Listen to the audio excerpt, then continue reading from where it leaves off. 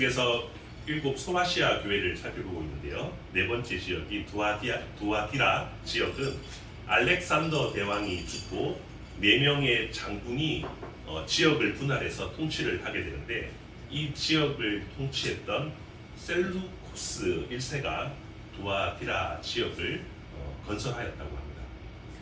셀루코스가 건설했는데 그의 딸이 이름이 두아였다고 합니다. 그래서 두아티라라고 그렇게 도시를 지었다고 합니다. 두아티라 지역은 우리가 앞서서 에베소, 서머나, 버가모에 비해서 그다지 중요한 도시는 아니었는데, 내륙으로부터 오는 침입을 막기 위해서 로마의 수비군이 항상 주둔했던 그런 도시라고 이야기를 하고 있습니다. 특별히 이곳에서는 다른 신이 아닌 제우스의 아들이라고 불리는 태양신 아폴로를 섬기는 그런 지역이었습니다. 그리고 이 도시는 구리 세공이 많이 발달했는데, 구리와 주석을 통해서 만들어진 금속들이 반짝반짝거리지 않습니까? 그래서 이 태양과 비슷했기 때문에 태양신인 아폴로가 그들을 보호해주며 사업을 번창케 하는 그런 신으로 알고 섬겼다고 합니다. 제우스의 아들이 있는, 제우스의 아들을 섬기는 그런 도시. 그래서 요한은 의도적으로 이렇게 이야기하는데요. 아까 성경 읽었지만 다시 한번 18절 말씀을 같이 한번 읽어보도록 하겠습니다. 시작.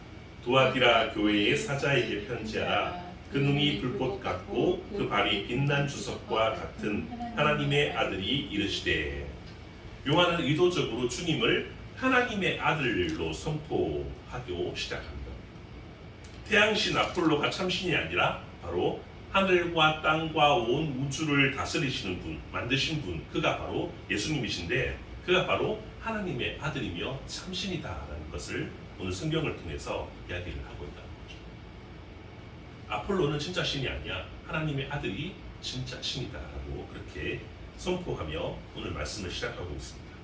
여러분, 두아티라 하면 생각나는 인물이 있습니까? 성경에 두아티라라고 하면 생각나는 인물이 한 명이 있는데요.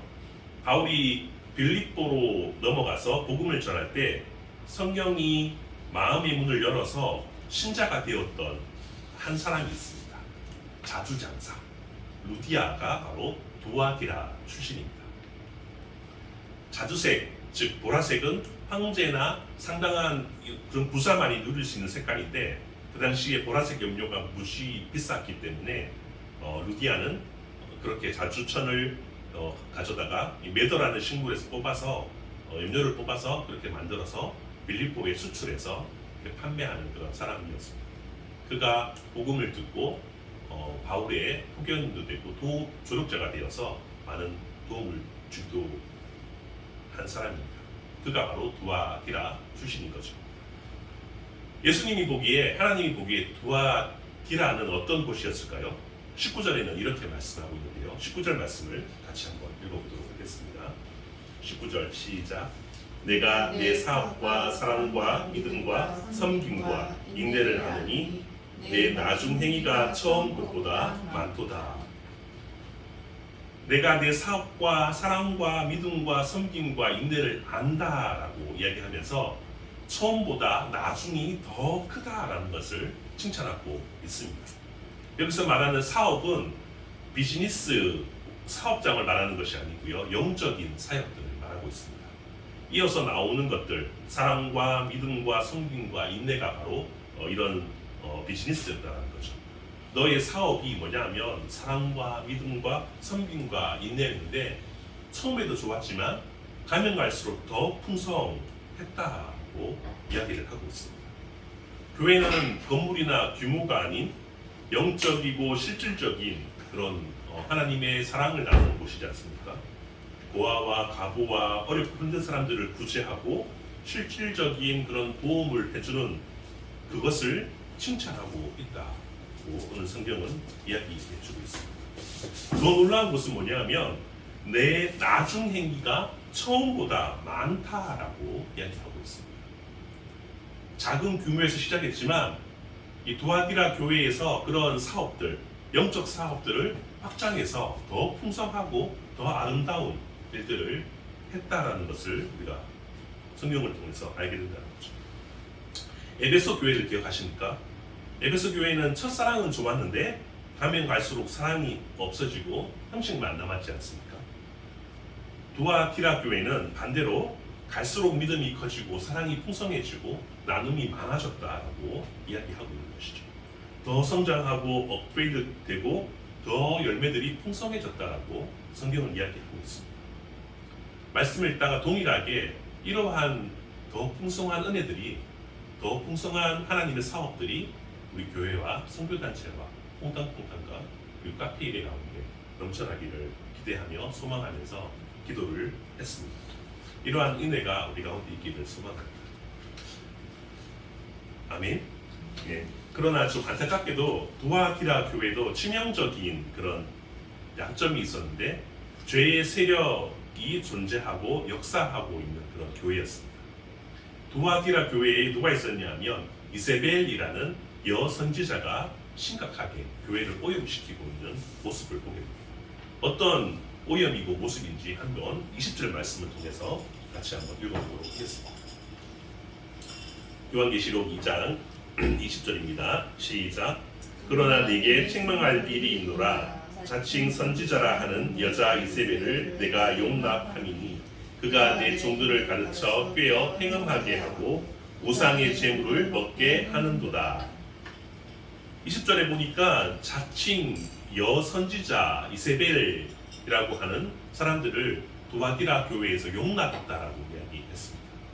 그리고 이 여자 선지자가 사람들을 깨워서 행음하게 하고 우상의 제물을 먹게 했다는 거죠. 이세벨의 가르침이라고 하는 것은 앞에서 본 것처럼 니골라당의 행위, 발람의 가르침과 매우 유사합니다. 우리 기억해 보십시다. 이세벨은 누구입니까? 북이스라엘의 아합 왕의 아내가 바로 이세벨이지 않습니까? 그가 이스라엘 백성을 유혹하기 위해서 이스라엘 백성을 영적 음란을 일으킨 그런 장본인이 있지 않습니까? 바알과 아세라 우상을 가지고 많은 사람들이 하나님을 믿지 않게 하고 이스라엘 백성들을 도둑여서 바알과 아세라를 믿게 했던 그런 장본인이지 않습니까? 이러한 풍요와 음란의 신으로 대변되는 그런 이 아세라를 통해서 이스라엘이 넘어졌다는 것이죠. 두아티라 교회도 동일하게 교회 안에 이러한 우상을 섬기는 자들이 있었다라고 이야기하고 있습니다. 우상과 거짓 교훈을 추종하는 세력과 성도들이 거기에 함께 어울려서 있었다라는 것을 말해주고 있습니다.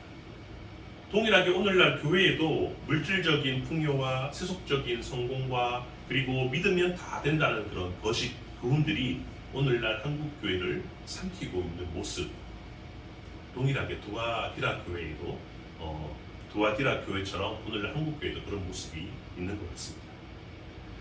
이러한 현실을 보면서 우리가 어디에 속해 있는지, 참 신자로 속해 있는지 아니면 그냥 형식만 혹은 물질만 추구하며 하나님을 이용하는 신자인지 우리가 다시 한번 자신을 돌아보아야 할 것입니다. 일본 선교를 갔다가 목요일날 잠시 교회를 보게 된 일에서 왔다가 돌아가는 길에 이 앞에 국민은행 사거리에서 신천지 분녀회들이 전도를 하고 있었습니다. 제가 모른 척하고 여기 뭐 하는 곳입니까? 라고 이렇게 하면서 기웃기웃 했더니 무슨 선물을 주면서 이러한 곳이다라고 해서 설문지도 쓰고 했습니다. 그러다가 이야기하는 중에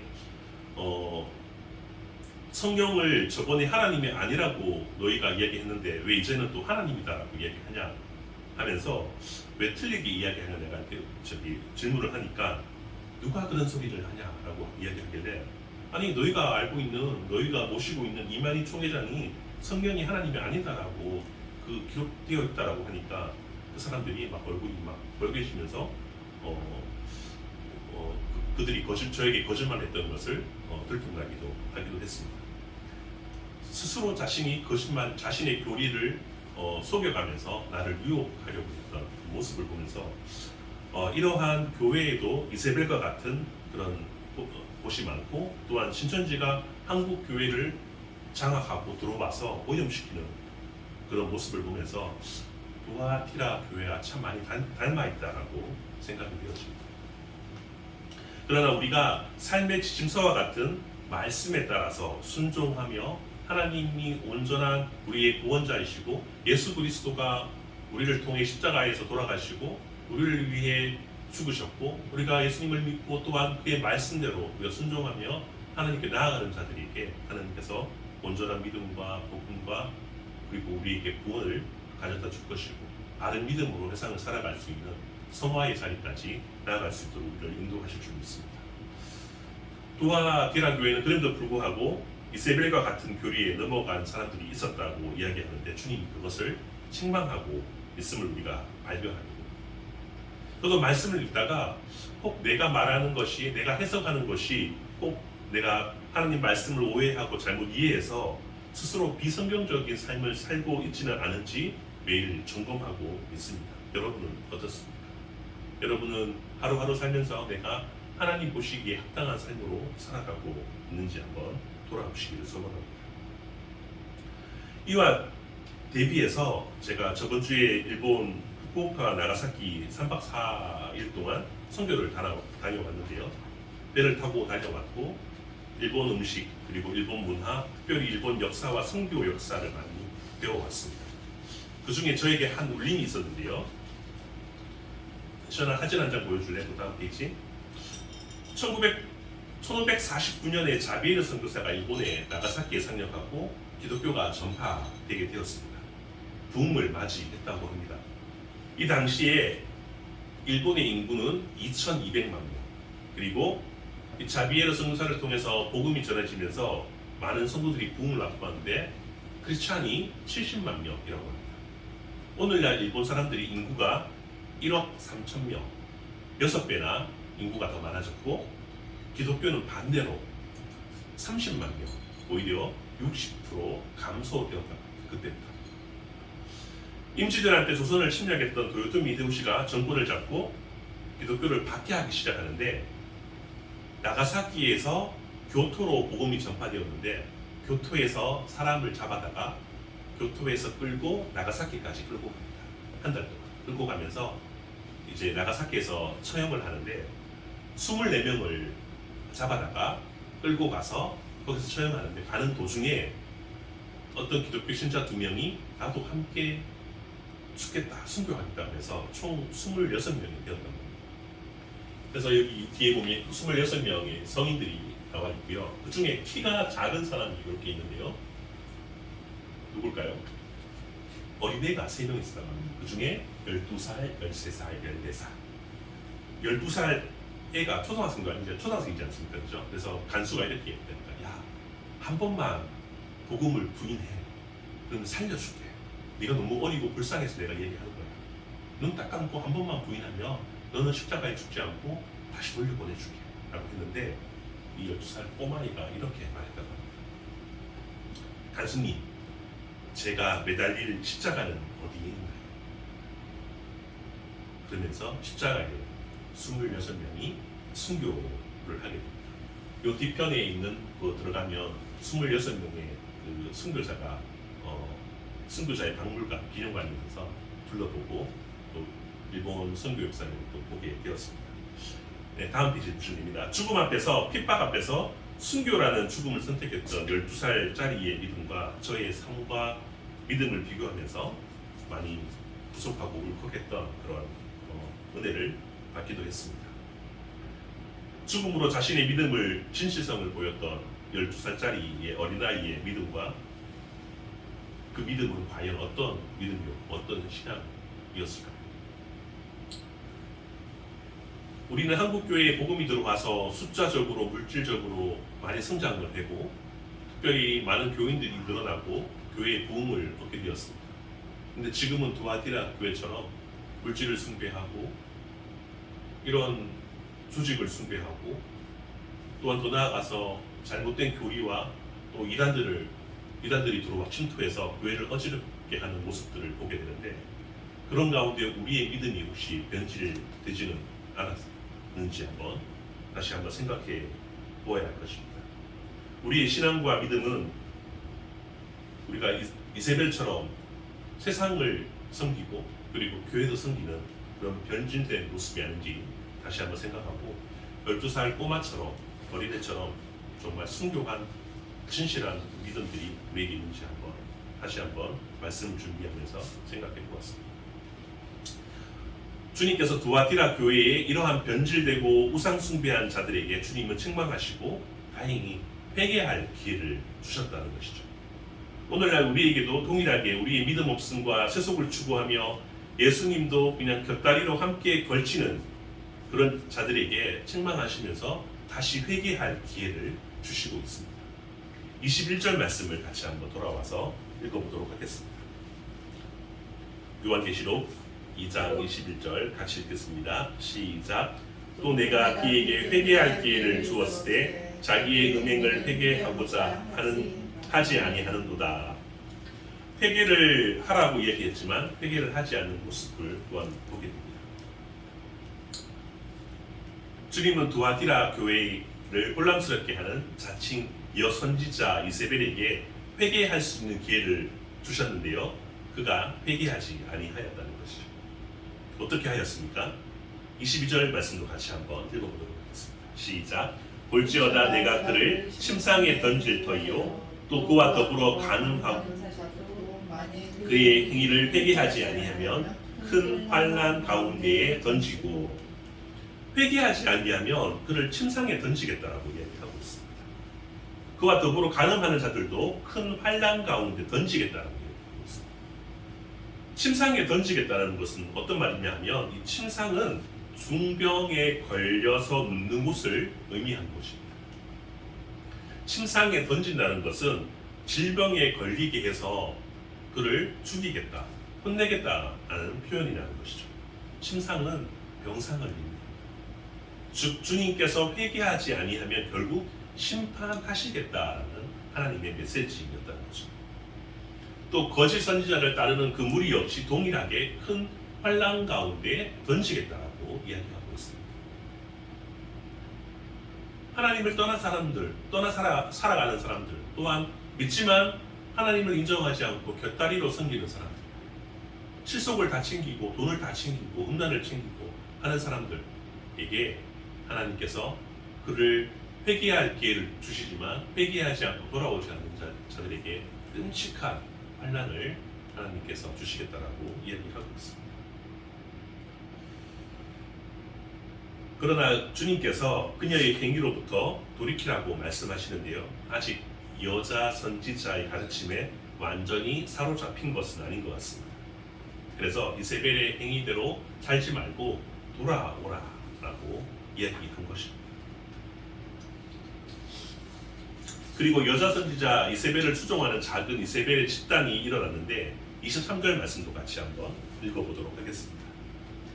23절 말씀입니다. 시작. 또 내가 사망으로 그의 자녀를 죽이니 모든 교회가 나는 사람의 뜻과 마음을 살피는 자인 줄 알지라. 내가 너희 각 사람의 행위대로 갚아주리라. 또 내가 사망으로 그의 자녀를 죽이리니 이세벨 교훈을 따르는 사람, 작은 이세벨에게도 동일하게 그 자녀들을 죽이겠다라고 이야기를 하고 있습니다. 이세벨의 거짓 교훈을 따르는 사람들, 그들에게는 하나님께서 환난과 심판을 하실 것이고요. 다행히 그들을 회개하고 따르지 않고 하나님의 방법과 하나님의 말씀대로 살아가는 자들에게는 하나님께서 더 이상 길드에 들지 못해서 경제적인 어려움과 여러 가지 차별을 겪고 있지만 더 이상 어려움에 처하지 않도록 하겠다라고 하나님께서 격려의 말씀을 우리에게 하고 있습니다. 믿음을 지키고 그리고 고난을 끝까지 견디며 하나님 나라를 위해 사는 자들에게 지금 당장 어려움은 있지만 어려움이 있을 수 있지만 그 고난 가운데 고난 뒤에 더 큰 은혜가 준비되어 있다는 것을 우리에게 말씀하고 있습니다. 어떤 은혜입니까? 오늘 성경의 26절에는 이러한 상급과 은혜가 준비되어 있다라고 이야기하는데요. 26절 말씀도 같이 한번 읽어보도록 하겠습니다. 26절 말씀입니다. 시작. 이기는 자와 끝까지 내 일을 지키는 그에게 만국을 다스리는 권세를 주리니 이기는 자와 끝까지 지키는 자에게 하나님께서 만국을 다스리는 권세를 주시겠다라고 이야기하고 있습니다. 이긴다는 군사적인 용어입니다.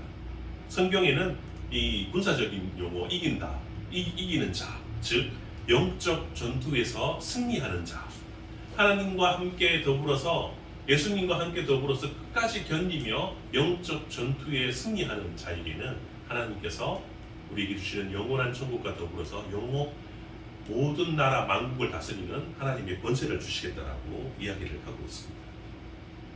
이기는 자들에게 주어지는 첫 번째 권세는 뭐냐 하면 만국을 다스리는 것이죠. 이것은 원래 예수님께서 받은 것이지 않습니까? 세상을 다스리는 권세, 만국을 다스리는 권세.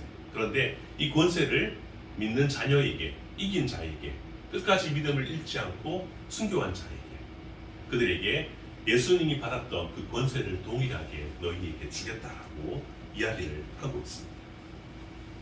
26절 말씀을 다시 한번 읽어보도록 하겠습니다. 시작.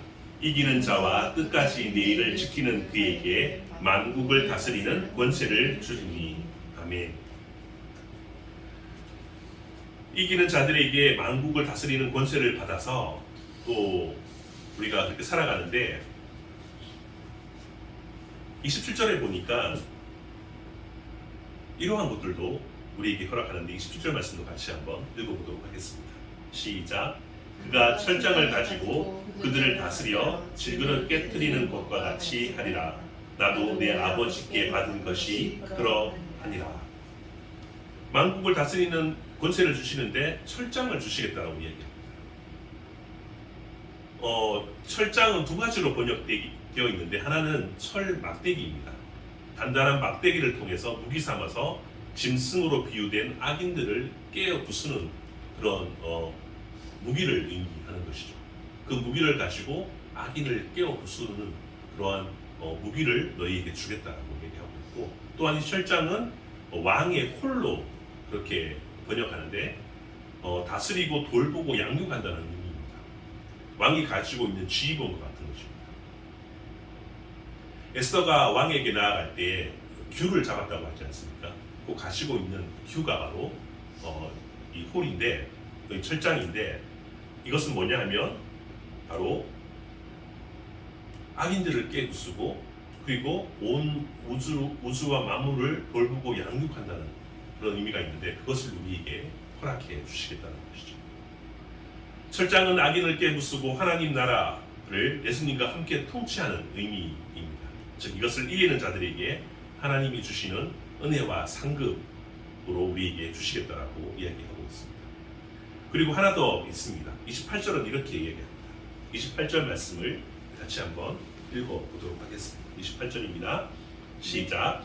내가 또 그에게 새벽별을 주리라. 새벽별 하면 영어로 하면 모닝스타입니다. 동틀녘에 보이는 샛별인데요, 금성을 가리킵니다. 비너스, 모닝스타.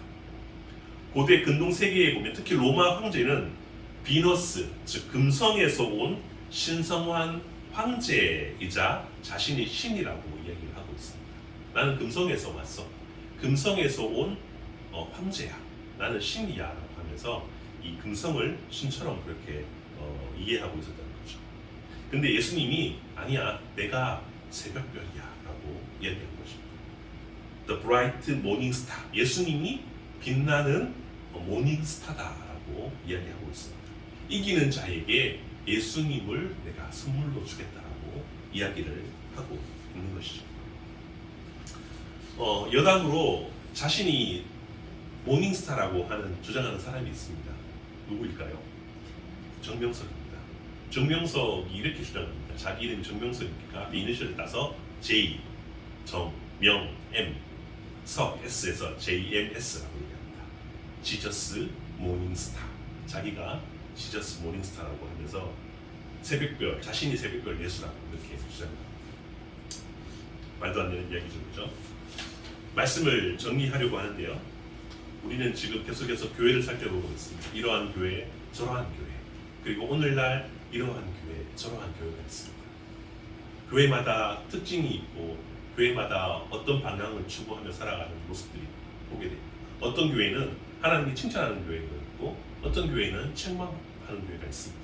여러 가지 분란으로 깨어지고 쪼개지고 교회가 없어지는 교회도 있습니다.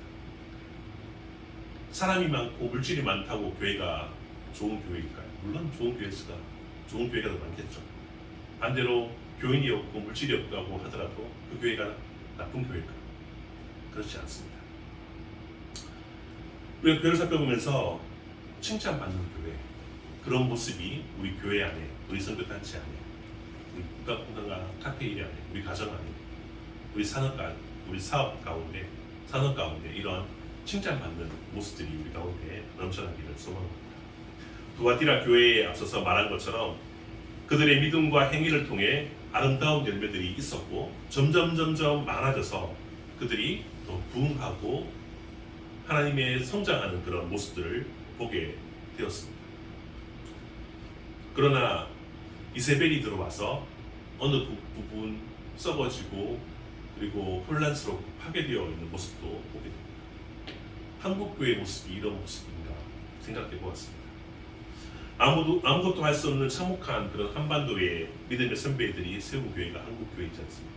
많은 부흥의 열매를 맛보고 엄청난 그런 역사를 보게 되었지만 물질로 또 변질되고 교회가 세속화되고 신천지 이단들이 침투해 있는 그런 현실을 보게 되고 음란에 빠진 한국 교회가 하나님께서 마지막으로 다시 한번 회개하면 어떨까라고 하면서 강력하게 우리들에게 메시지를 주고 있는 모습입니다. 그래서 이렇게 말씀합니다. 29절 말씀을 같이 한번 읽어보도록 하겠습니다. 시작. 귀 있는 자는 성령이 교회들에게 하시는 말씀을 들을지어다. 귀 있는 자는 성령이 교회들에게 하시는 말씀을 들을지어다. 듣는 자들에게 다시 한번 하나님께서 기회와 은혜와 또 소생과 다시 한번 부흥의 역사를 우리에게 경험해 주실 줄 믿습니다. 한국 교회를 위해서 그리고 우리가 믿음이 변질되지 않도록 더 나아가서 하나님을 믿는 사람들이 땅끝까지 복음을 전하고 또한 12사례가 목숨을 다해서 그의 신앙을 지켰던 것처럼 동일하게 아름다운 교회로 하나님이 칭찬하시는 교회로 그런 공동체로 그런 선교단체로 우리가 다시 한번 세워져서 이 나라를 하나님의 말씀과 하나님의 빛으로 비추어 나가는 그런 선교단체 그런 교회 그런 공방들이 되기를 소망하고 그런 가족들이 되기를 소망합니다. 앞에 있는 문제만 보지 않고 하나님께서 말씀하시는 큰 그림에서 나는 어디에 속해 있고 어디로 나아가고 있는지 다시 한번 고민하면서 또한 디라 교회처럼 끝까지 신앙을 지키고 그 열매를 풍성하게 맛보는 것처럼 동일하게 그런 은혜와 열매들을 맛보는 우리가 되기를 기대하며 같이 한번 기도하도록 하겠습니다. 이 시간 기도할 때에